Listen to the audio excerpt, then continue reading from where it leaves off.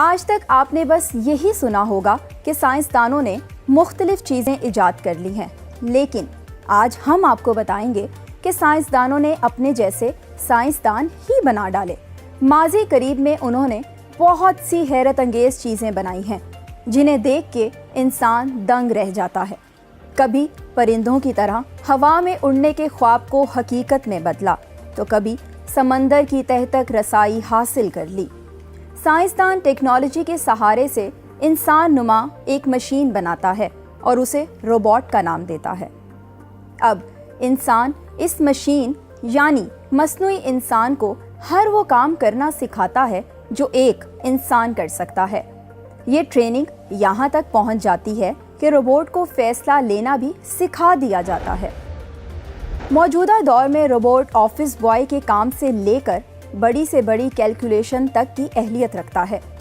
یہ بھی کہا جاتا ہے کہ کچھ کاموں میں روبوٹ انسان سے بھی بہتر نتائج دیتا ہے۔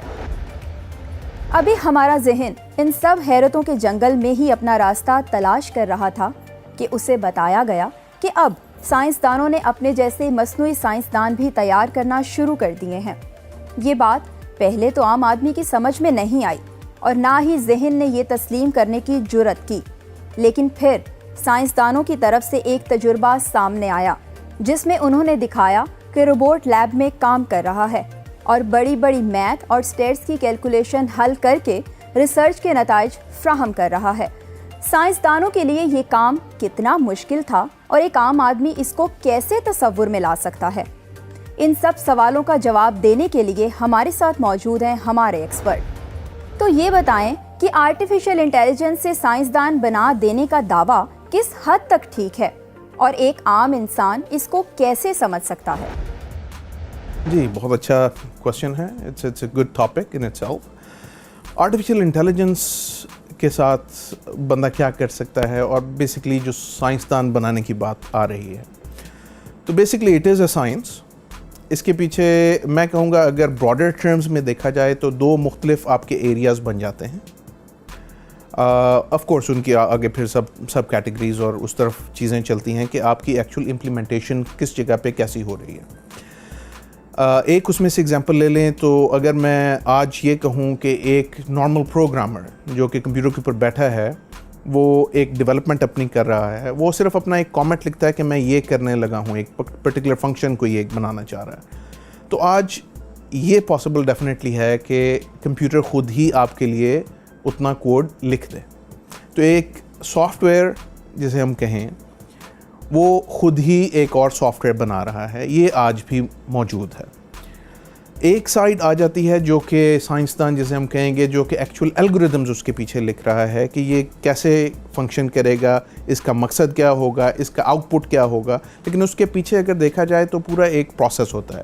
آپ کا سب سے پہلا آ جاتا ہے ڈیٹا گیدرنگ کا، پھر ڈیٹا کو آپ نے کلین کرنا ہے، پھر اس کے خلاف آپ کے ماڈلز جنریٹ ہوتے ہیں، پھر اس کی آگے امپلیمنٹیشن اس طریقے سے چل رہی ہوتی ہے۔ دوسری سائڈ پہ اگر ہم دیکھیں تو ایک لائیو امپلیمنٹیشن جس کی آج کل ہو رہی ہے ہر جگہ پہ ہی، that would be in the area of financial sector.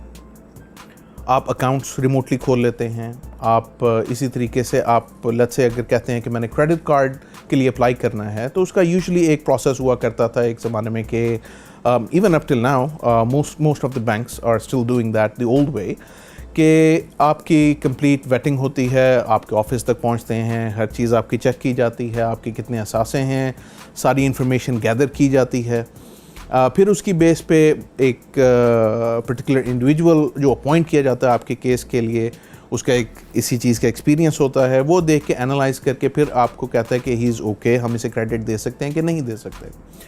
لیکن یہی ساری انفارمیشن آلریڈی گورنمنٹ کے پاس، بینکس کے پاس آلریڈی موجود ہے، آپ کی اسپینڈنگ ہسٹری ان کے پاس ہے، آپ کا ایج آپ کی پتہ ہے، آر یو میریڈ اور ناٹ، یہ ساری کی ساری information, even to the extent کہ آپ کی سرچ ہسٹری کیا ہے، کیا آپ گھر کے لیے تلاش کر رہے تھے کچھ، آٹومیٹکلی جی آپ کو اسی طرح کے پھر ایڈز بھی جس طرح ملتے ہیں۔ تو similar thing being applied in the financial sector, تو آپ کی کمپلیٹ انالیسس جو ہے جس کو مہینے لگتے تھے یا کم سے کم ہفتے لگتے تھے، وہ اب چند منٹ کے اندر آپ کو ایک رپورٹ کی فارم میں مل جاتا ہے۔ تو yes it is being applied over there as well. اور اس کے اندر آپ کا پارٹ جو میں کہوں گا کہ ایک کافی وائڈلی اپلائڈ ہے وہ ہے آپ کی ڈیٹا انالیسس کے حوالے سے. اے آئی سائنٹسٹ کو ہر فیلڈ کے لحاظ سے مخصوص ٹریننگ دی جا رہی ہے. کچھ کو ریاضی کے مشکل ترین فارمولاز کا حل سکھایا جا رہا ہے تو کسی کو جینیٹکس کے سوالات حل کرنے کا ہنر بتایا جا رہا ہے. بات یہاں تک پہنچ گئی کہ لیب میں کام کرنے میں جو سائنسدان کا وقت خرچ ہوتا تھا اب ان کی جگہ لیب کا سارا کام یہی روبوٹ ہی سنبھال رہے ہیں. کام کروانے سے پہلے ان کے سسٹم میں یہ انفارمیشن ڈال دی جاتی ہے کہ کون سا کیمیکل کس وقت کتنے مقدار میں کون سی ٹیسٹ ٹیوب میں ڈالنا ہے. اگر سب کام یہ مصنوعی سائنسدان ہی کریں گے تو پھر اصل سائنسدان کیا کرنے جا رہے ہیں؟ کیا وہ اب ہاتھ پہ ہاتھ دھرے بیٹھے رہیں گے؟ کیا ان کی مزید ضرورت نہیں رہے گی؟ کیونکہ اب تو مصنوعی سائنسدانوں کو ہی بتایا جا سکتا ہے کہ ان کے جیسے مزید مصنوعی سائنسدان کیسے بنائے جائیں. اگر اس کام کے لیے بھی انہیں ہی ٹرین کیا جائے گا تو پھر وہی سوال ذہن میں آتا ہے کہ کیا سائنسدانوں کا کردار اب ختم ہو گیا ہے؟ اس بارے میں جاننے کے لیے ہم پوچھتے ہیں اپنے ایکسپرٹ سے. سب کام اگر مصنوعی انسان یعنی روبوٹ ہی کریں گے حتیٰ کہ ریسرچ کا کام بھی تو اب سائنسدان خود کیا کریں گے؟ آپ کی نظر میں سائنسدان آگے کیا کرنے جا رہے ہیں؟ Good question. دیکھیں جی ایک چیز کو تو پہلے کلیئر کر دیتے ہیں کہ اے آئی آگمنٹ ضرور کرتی ہے, یہ آپ کو عموماً ریپلیس نہیں کرے گی کسی بھی فیلڈ کے اندر اگر دیکھا جائے. تو اے آئی کی کمبینیشن اگر روبوٹکس کے ساتھ ہم لیتے ہوئے آگے چلیں تو اس کے فائدے کیا ہیں اس طرف ہم پہلے ڈسکس کر لیتے ہیں. اس میں یہ آ جائے گا کہ لیٹس سے کوئی پرٹیکولر فیکٹری ہے, وہاں پہ آپ کی پروڈکشن ہو رہی ہے. اب ایک ریپیٹیو ٹاسک ہے, آپ نے پیلٹس کے اندر پیکنگ ہوئی, پیلٹ اٹھانا ہے, آپ کا لوڈ ہونا ہے, یا کوئی چیز ایک مینوفیکچر ہو رہی ہے. تو جہاں پہ بندے جو ہیں ان سے غلطی بھی ہو سکتی ہے, وہی پرٹیکولر ٹاسک کو ہم ٹرین کر دیتے ہیں with a I and robotics. تو یہی چیزیں روبوٹس آپ کے پرفارم کر رہے ہوں گے. That's a daily repetitive task. تو اس سے فائدہ کیا ہے؟ روبوٹ کبھی یہ نہیں کہے گا نہیں جی آج بارش ہو رہی تھی میں آ نہیں سکا.